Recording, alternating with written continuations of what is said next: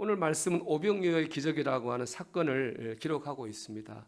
오병이어는 이제 오병은 보리떡, 떡 5개, 구체적으로 보리떡 5개고 이어는 물고기 2마리입니다. 주님께서는 보리떡 5개와 물고기 2마리로 5천 명이 먹고도 남는 기적을 행하셨습니다. 굉장한 기적이죠. 근데 이 기적, 오병이어의 기적이 더욱더 특별한 것은 뭐냐 하면은 마태, 마가, 누가, 요한 이 네 복음서에 이 말씀이 다 기록되어 있다는 거예요.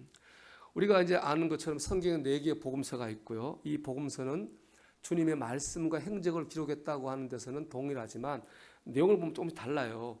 여기에 기록된 사건, 여기는 기록되지 않은 것도 있고 여기서 하신 말씀이 저기서 안 한 것도 있습니다. 그렇게 좀 차이가 있습니다. 그나마 기록한 사람들이 처음의 차이겠죠. 처음 했느냐 안 했느냐. 또 관점의 차이가 있을 수도 있을 것입니다.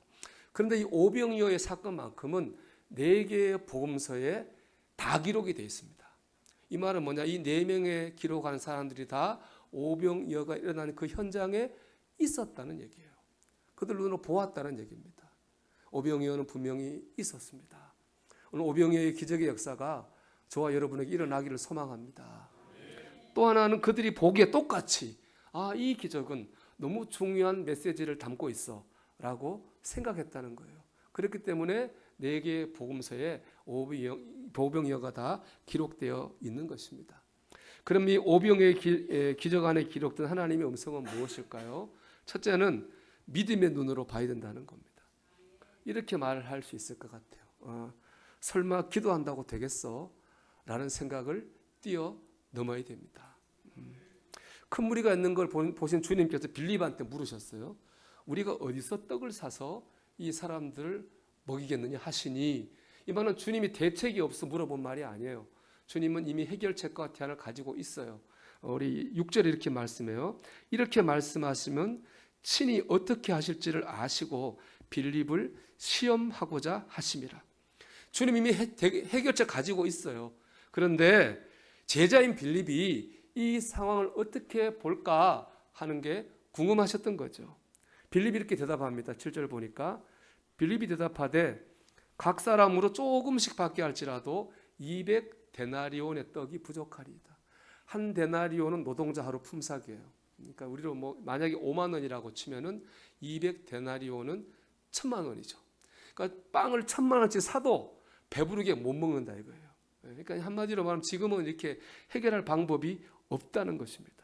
그래서 마태복음 14장에 보면 제자들이 주님께 뭐라고 하냐? 주님, 이 사람들 집으로 돌려보내서 먹고 오게 합시다. 그렇게 얘기를 해요. 그렇죠. 그게 현실적인 해결책입니다. 빌립은 아주 현실적으로 합리적으로 접근했고 대안도 제시했어요. 집으로 가서 먹고 오는 게 제일 좋잖아요. 여러분, 합리적이라고 하는 게 나쁜 게 아닙니다. 좋은 거예요. 좋은 건데, 그런데 이 믿음이라고 하는 건 뭐냐 하면 이 합리적이라고 하는 거를 뛰어넘는 거예요. 우리 이사야 55장 8절 9절 말씀 같이 한번 읽어볼까요? 이는 내 생각이 너희의 생각과 다르며 내 길은 너희의 길과 다름이니라. 여호와의 말씀이니라. 이는 하늘이 땅보다 높음같이 내 길은 너희의 길보다 높으며 내 생각은 너희의 생각보다 높음이니라. 아멘. 우리 생각과 하나님 생각이 다릅니다. 우리가 하는 방법과 하나님 방법이 다릅니다. 하나님은 우리의 생각을 뛰어넘는 뜻을 가지고 계십니다. 우리가 할 수 없는 방법으로 역사하시고 일하십니다. 그때 우리가 하나님을 믿는다고 하는 것은 바로 이 합리성을 뛰어넘는 거예요. 하나님을 믿고 하나님의 뜻을 믿고 하나님의 전능하심을 믿는 거죠. 주님이 빌립에게 기대한 것은 바로 이거였어요. 그러나 빌립이 제자죠. 주님을 믿었지만은 상황을 보는 눈은 여전히 인간적이었다는 거예요. 소설가 박완서 선생이 쓴 문학 앨범이라는 책에 이런 글귀가 나옵니다. 책을 읽는 감동은 책 속에 있는 것이 아니라 책 밖에 있다. 책을 읽다가 문득 창밖의 하늘이나 녹음을 보면 줄창 보아온 범상한 그것들하고는 전혀 다르게 보였다. 책을 읽고 감동받았다고 하는 건 책에 머무르는 게 아니고 세상을 보는 눈이 달라지는 거예요. 신앙도 마찬가지예요. 하나님을 믿는다고 하는 것은 예배당 안에만 머무는 게 아니라 세상을 바라보는 눈, 내 삶을 바라보는 눈이 달라져야 되는 거예요. 내 뜻이 막히고 내가 가는 길이 막혔을 때 낙심하면 안 됩니다. 나를 향한 하나님의 더 좋은 뜻이 있겠지. 하나님 나를 복되고 더 좋은 길로 인도하시겠지. 내가 생각할 수 없는 방법으로 역사하실 거야 라고 하는 것을 믿어야 됩니다. 하나님을 신뢰하고 그리고 기도해야 되는 거예요. 그럴 때 오병이어의 기적을 체험합니다. 말씀드린 것처럼 제자들이 주님께 저 집으로 돌려보내 밥 먹고 오게 합시다 라고 얘기했어요. 그는 주님은 제자들에게 뭐라고 했느냐? 너희가 먹을 것을 주라 그렇게 말씀하셨어요. 제자들 보고 해결하라 그랬습니다. 제자들은 아무도 안 움직였습니다. 해결을 못하죠. 그런데 오늘 본문에 보면 안드레는 움직였어요. 뭐 안드레라고 뭐 해결책이 있겠습니까? 주님이 하라고 하시니까 뭐 뜻이 있겠지 하는 마음으로 먹을 걸 구하러 5,000명 사이를 비집고 다녔습니다. 그리고 구한 게 뭐냐? 한 소년이 싸가지고 온 보리떡 5개와 물고기 2마리예요. 아주 작죠. 그거를 주님께 드렸더니 주님이 그것으로 큰 기적을 행하신 거예요. 이 보리떡 5개와 물고기 2마리 안에는 안드레의 믿음이 있어요. 주님이 뜻이 있으시겠지. 주님이 역사하시겠지. 이 믿음 위에서 주께서는 오병이어의 기적을 행하셨습니다. 설마 기도한다고 되겠어? 여러분 그거 뛰어넘어야 됩니다. 조지 물러 목사님 평생 그 전도 많이 했잖아요. 기도 응답 5만 번 받았다고 하잖아요. 마지막 기도가 자기 친한 친구 3명 구원받는 거였다고 합니다. 그런데 이제 한 명은 돌아가시기 전에 구원받았고 한 명은 장례식장에서 구원받았고 나머지 한 명은 나중에 돌아가신 다음에 조지 물러의 친구가 자기를 위해 기도했다는 말을 듣고 구원을 받았다고 합니다. 여러분 기도하면 됩니다. 제가 오늘 지난주에 광고했잖아요. 캐나다에 사는 한 자매님이 어머님이 이 동네에 계신데 좀 전도했으면 좋겠다. 내가 주고받는 연락처에 편찮으셔서 당분간은 못 오시고 제가 이제 카톡으로 말씀을 보내드리기로 했는데 제가 참 늘 공감이 되죠. 저도 어머니 구원을 위해 기도했고 거의 30년 가까이 기도할 때는 안 된다고 생각한 적이 많았거든요. 하나님이 기독교 방송을 뭐 제가 늘 기도할 때 그렇게 하잖아요. 멀리 있으니까 하나님 좋은 전도자를 보내주세요. 이렇게 기도했단 말이에요. 근데 우리 어머님이 저는 사람이 갈 줄 알았거든요. 근데 기독교 방송을 보고 예수님을 영접했잖아요. 그러니까 하나님 우리 생각을 뛰어넘어 역사하시는 분이에요. 조지 물러 목사님뿐 아니라 저뿐 여러분의 기도 똑같아요.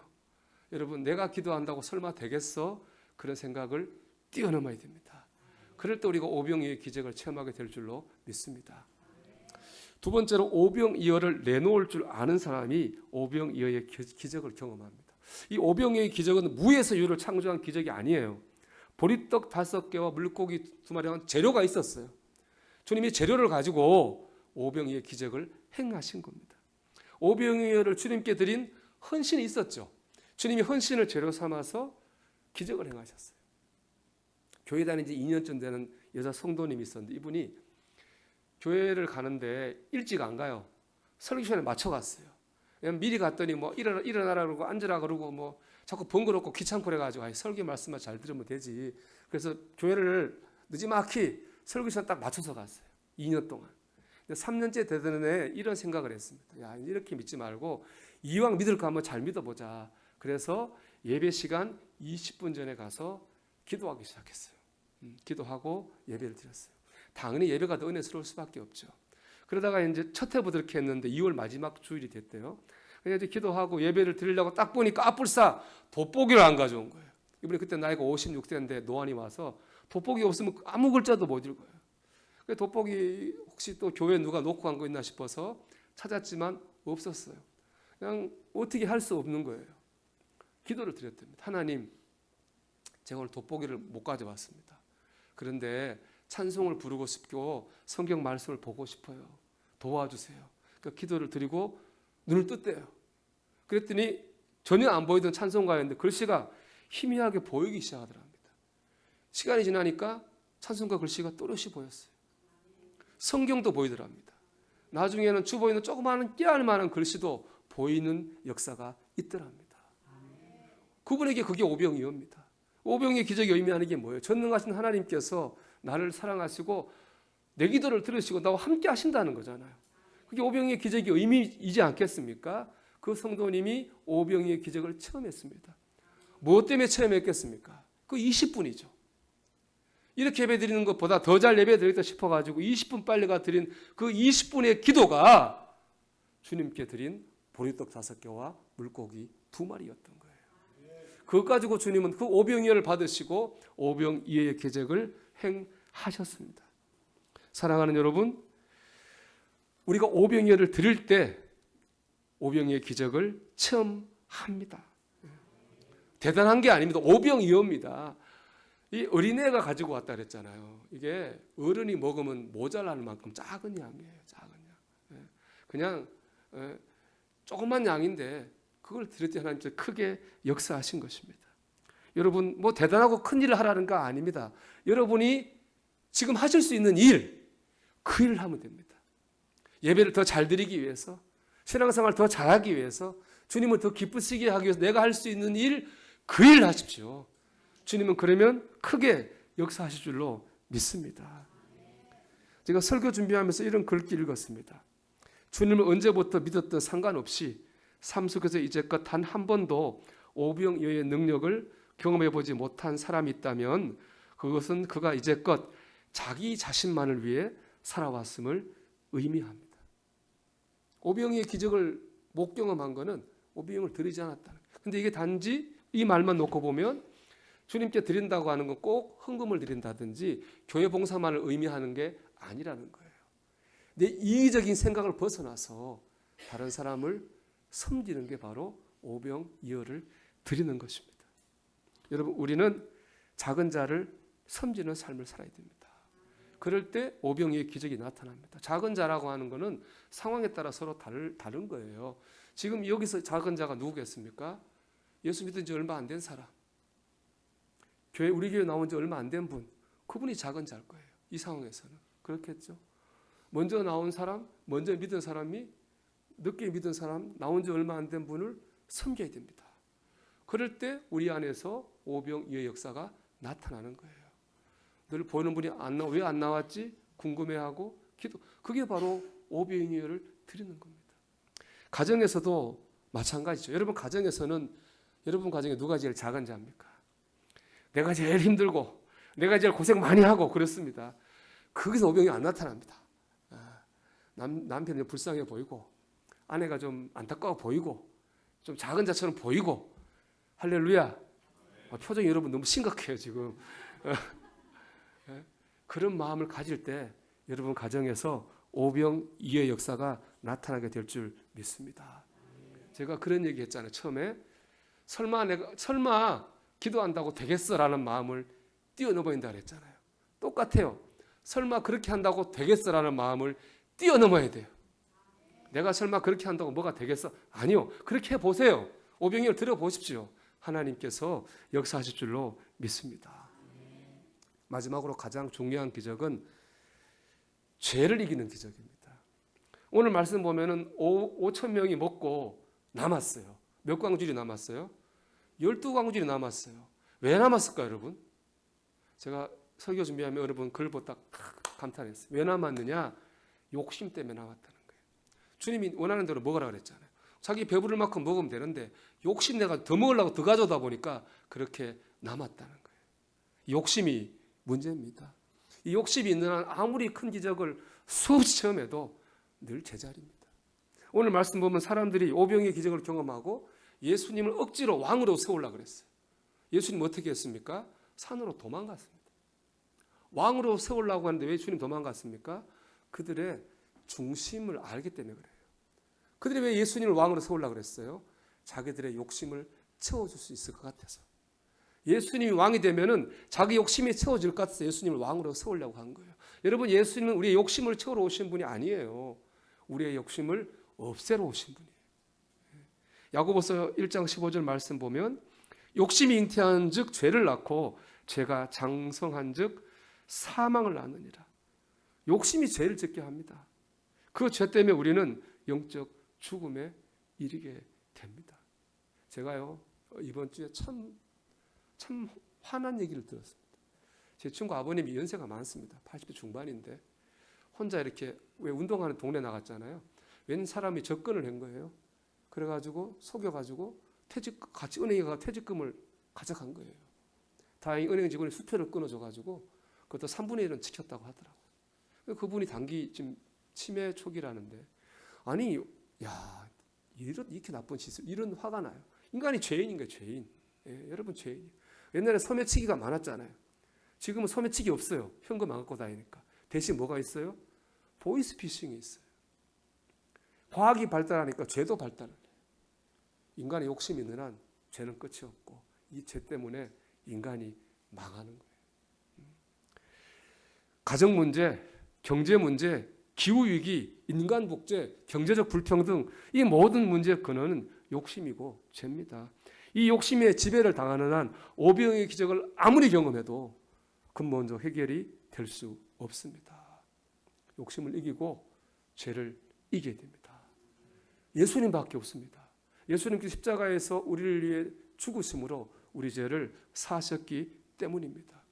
우리는 예수님을 믿음으로 죄를 이길 수 있습니다. 여러분, 이 한 주간에 죄가 여러분을 공격할 때에, 욕심이 여러분을 공격할 때에 예수님을 생각하시기 바랍니다. 이사야 53장 5절은 말씀합니다. 그가 찔림은 우리의 허물 때문이요 그가 상함은 우리의 죄악 때문이라. 그가 징계를 받음으로 우리는 평안을 누리고 그가 채찍에 맞음으로 우리는 나음을 받았도다. 주님이 내 죄를 위해 죽으셨지. 주님이 내 죄 때문에 저렇게 고난받고 죽으셨지. 내가 여기서 또 죄짓고 또 욕심 따라 살면 내가 주님을 십자가에 또 못 박는 죄를 짓지. 그런 마음을 가질 때 우리는 죄를 이기고 욕심을 이길 수 있습니다. 정말 큰 기적을 경험할 수 있는 것이죠. 사랑하는 여러분, 이 한 주간 하나님을 믿음으로 육신도 영혼도 오병이어의 기적을 체험할 수 있게 되기를 주의 이름으로 축원합니다.